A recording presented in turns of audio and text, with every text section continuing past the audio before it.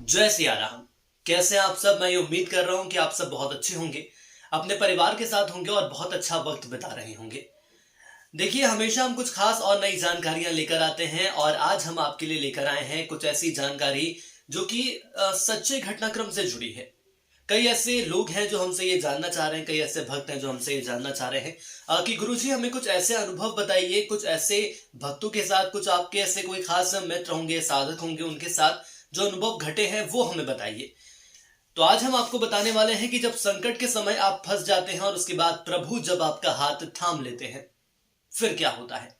फिर वो चमत्कार होता है। वो कोई भी संकट हो, संकट से प्रभु आपको उभार लेते हैं। तो आज एक ऐसे ही साधक के साथ जो घटनाक्रम घटा है वो मैं आपको बताने वाला हूं। मानकर चलिएगा, ये पूरा घटनाक्रम जब आप सुनेंगे और जब वीडियो के अंत में पहुंचेंगे तो ऐसे लोग जो प्रभु में विश्वास नहीं करते वो भी प्रभु में विश्वास करने लगेंगे, हनुमान जी के भक्त बन जाएंगे। जी हां, जिस साधक की हम बात कर रहे हैं वो है मध्य प्रदेश के निवासी लखन सिंह। और आज आपको बताता हूं कि क्या परेशानियां उनके साथ हुई और उसके बाद हनुमान जी ने आखिर उनकी कितनी मदद की। ये मानकर चलिए कि हनुमान जी के कुछ ऐसे खास वीडियोस जो मैंने आपके लिए पहले भी बनाए हैं और वो भी आपने देखे हैं, कई सवाल भी आपने पूछे हैं। दरअसल घोर संकट में जब आप फंस जाते हैं तो निकालने वाला कोई रहता है, तो वो है हनुमान जी। और उसी घटनाक्रम को आज जो सिलसिलेवार तरीके से मैं आपको बताने वाला हूं, जिसके बाद आपको भी विश्वास हो जाएगा कि जब किसी घोर संकट की घड़ी में आप फंस जाएंगे तो हमेशा हनुमान जी आपकी मदद करने के लिए आपके साथ खड़े रहेंगे। देखिए, हनुमान जी के चमत्कार के तो ऐसे कई वीडियो सामने आते हैं, कई ऐसे अनुभव भी सामने आते हैं। दरअसल जो मैं बात करने वाला हूं ये बात पिछले साल की है। वैसे तो वो लखन मध्य प्रदेश में रहते थे, लेकिन दफ्तर उनका बेंगलोर में था और वहीं रहकर नौकरी किया करते थे। देखिए, अब यदि आपकी नौकरी किसी दूसरे राज्य में है या दूसरे देश में है तो आपको वहीं जाना पड़ेगा, वहीं रहना पड़ेगा, ये जाहिर सी बात है। पिछले साल लॉकडाउन के कारण वो वापस घर आ गए। जो लखन है वो वापस घर पर आए और उसके बाद कुछ समय के बाद लॉकडाउन खुलने लगा। आपने देखा होगा कि पहली लहर के बाद एक बार फिर से जब लॉकडाउन खुलने लगा था तो ऑफिस से फोन आने लगी कि आप वापस ज्वाइन करिए। तो ऐसा ही उनके साथ भी हुआ। उनके ऑफिस से फोन आया कि आप जल्द से जल्द ज्वाइन करो, नहीं तो जो आपकी सैलरी है वो आपको नहीं मिलेगी। अब ऐसी स्थिति में वो क्या करते? उनको जाना ही था। सैलरी नहीं छोड़ सकते थे, नौकरी नहीं छोड़ सकते थे। घर वालों ने लाख मना किया, लेकिन उसके बावजूद भी उन्होंने हिम्मत करके एक बार फिर से नौकरी को ज्वाइन करना ही वापस सही समझा और रिजर्वेशन उन्होंने कराया। रिजर्वेशन कराने के बाद वो बैंगलोर चले गए। और उस समय आप ये मानकर चलिए कि सरकार के द्वारा गाइडलाइन जारी की गई थी। दरअसल उस समय 15 दिन होम क्वारंटाइन का समय पूरा करना था, लिहाजा वो तय समय के कुछ दिन पहले ही निकले।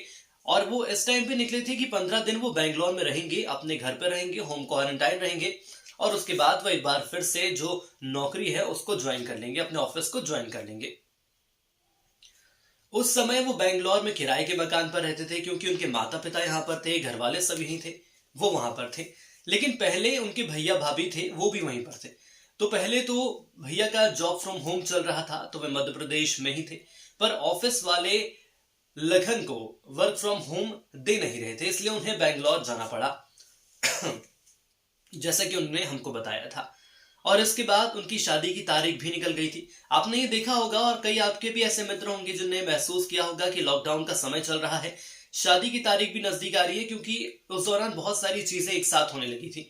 तो लोगों के साथ समस्या भी थी और तनाव भी था। शादी का दबाव था लखन के ऊपर, इसलिए वो जॉब छोड़ना नहीं चाहते थे। लेकिन जैसे ही बैंगलोर पहुंचे और उन्होंने कुछ दिन होम क्वारंटीन रहे, लेकिन इसके बाद क्या हुआ? इसके बाद उनकी तबीयत बिगड़ने लगी। केवल 8 दिन उन्होंने अपने घर पर बिताए और इसके बाद उन्हें कोरोना के लक्षण दिखने लगे। जैसे तैसे वो डॉक्टर के पास गए, पता चला कि वो कोरोना पॉजिटिव है।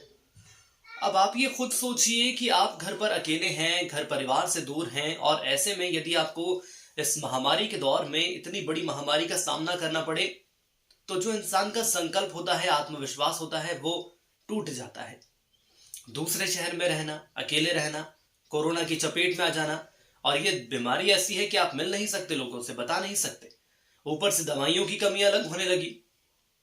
सारी व्यवस्थाएं जो नहीं मिल पा रही थी, जिस हॉस्पिटल में उन्हें एडमिट किया गया था, जैसा कि उन्होंने हमें बताया कि जैसे तैसे वो डॉक्टर के पास पहुंचे, हॉस्पिटल में एडमिट हुए। उसमें जो बेड के आसपास लोग थे, एक एक करके उनकी मृत्यु होने लगी, मौत होने लगी, काल के गाल में समा गए। अब इसके बाद लखन की घबराहट बढ़ गई, जिसके बाद उनके पास सिर्फ एक ही आसरा था, और वो था हनुमान जी का। क्योंकि वो हनुमान जी के बड़े भक्त थे, वो हनुमान जी को काफी मानते थे। ना केवल वो, उनके माता पिता भी हनुमान जी के बहुत बड़े भक्त थे।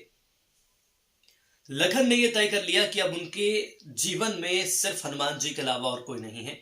दिन रात सुबह शाम माता पिता को वो याद करते और उसके बीच सिर्फ हनुमान जी को याद करते। लेकिन इन तमाम परेशानियों के बाद भी माँ का दिल तो माँ का दिल होता है, और पिता जो कि अपने बच्चे को ऐसी स्थिति में नहीं देख सकता, तो वो दोनों इस दौरान बेंगलोर पहुंचे और उनसे बोला कि हमने तुम्हें मना किया था लखन, लेकिन फिर भी तू यहां पर आ गया। खैर, जैसे तैसे वक्त बीता। वक्त लगातार आगे बढ़ रहा था, लेकिन इस बीच देखा गया कि जो स्थितियां हैं वो ठीक नहीं हो रही थी। और लखन ने मुझे बताया कि उन्हें अच्छे से याद है कि दिन सुबह शाम रात केवल और केवल वो हनुमान जी का सिमरन कर रहे थे।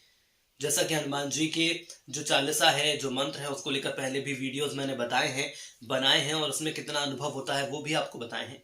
कहते हैं कि हर रात के बाद सवेरा आता है, तो हनुमान चालीसा का जप करते करते अंततः वो ठीक हो ही गए। आप ये कल्पना कीजिए कि जिस हॉस्पिटल में आप एडमिट हैं, उसके आसपास जितने लोग हैं सब पॉजिटिव हैं कोरोना से, एक एक करके सबकी मौत हो रही है, तो जो आपका विश्वास था वो तो डगमगा ही जाएगा। खैर, सब कुछ ठीक हुआ। इसके बाद वो वापस एमपी आ गए और उनकी शादी हो गई। लेकिन उनकी जो नौकरी बेंगलोर में थी, उन्होंने अंततः ये फैसला लिया कि अब मुझे छोड़ना ही पड़ेगा, मैं नहीं कर सकता। यदि मैं करूंगा तो एक बार फिर मैं यहां पर रहूंगा, और हो सकता है चपेट में आ गया तो मेरे घर वालों का क्या होगा।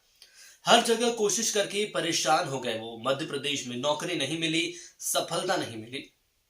जहां भी जाते कोई ना कोई उनको दिक्कत होने लगती। कभी कोई उनके अनुभव की कमी बताता, कभी कोई ये बोलता कि तुम्हारी ये फील्ड नहीं है, कभी उनकी दिक्कतें शुरू हो जाती कुछ और। जैसा कि आप जानते हैं, कई ऐसा युवा वर्ग जो मुझे सुन रहा है, वो ये अच्छे से जानता होगा कि आखिर कितनी दिक्कतें आती हैं नौकरी में। ऐसे में उनकी माता ने देखा और उनको ऑब्जर्व किया लखन को, और उन्होंने ये बोला कि तू एक काम कर लखन, तू मंगलवार का व्रत रख, बजरंगबली का भक्त तो तू है ही। और मम्मी की बात मानते हुए उन्होंने मंगलवार का उपवास शुरू कर दिया। वो कुछ नहीं करते, मंगलवार का उपवास करते, सुबह मंदिर जाते, शाम को मंदिर जाते। उन्होंने ये रूटीन बना लिया था। वैसे रोज मंदिर जाते थे, लेकिन उन्होंने ये रूटीन बना लिया।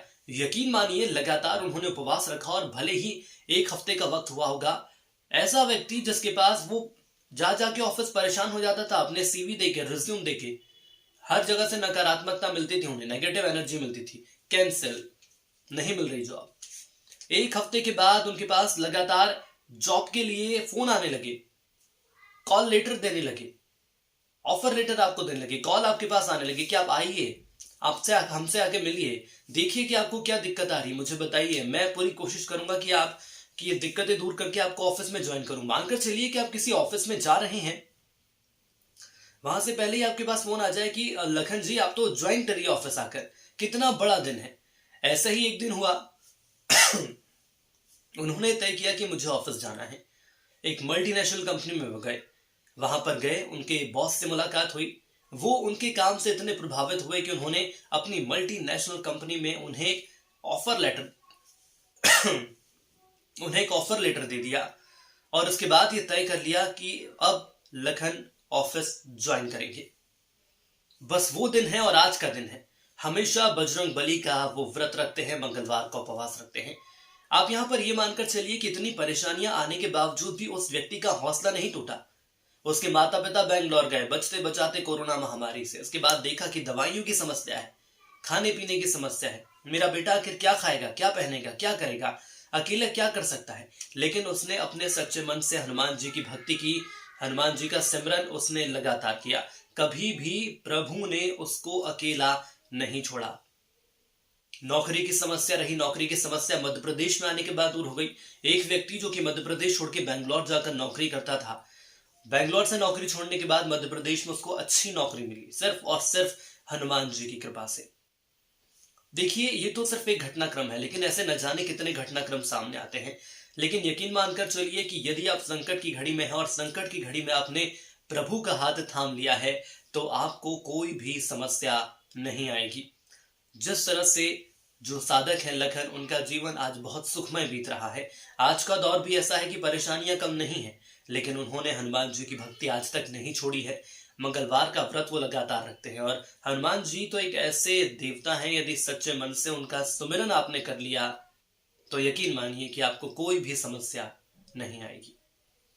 यदि आपको ये वीडियो पसंद आता है, यदि आप ऐसे ही कुछ घटनाक्रम जानना चाहते हैं या साधकों के सच्चे अनुभव जानना चाहते हैं तो हमें जरूर बताइए। हम ऐसी कोशिश करेंगे कि और भी ऐसे सच्चे अनुभव हम आपके बीच लेकर फिर से मौजूद हों। वीडियो यदि पसंद आया तो जरूर इसे लाइक करिए, शेयर करिएगा, क्योंकि ये कुछ ऐसे खास वीडियोस रहते हैं जो कि अन्य लोगों तक पहुंचने चाहिए, उन्हें भी पता चले कि आखिर भक्ति में कितनी शक्ति होती है। जय बजरंगबली।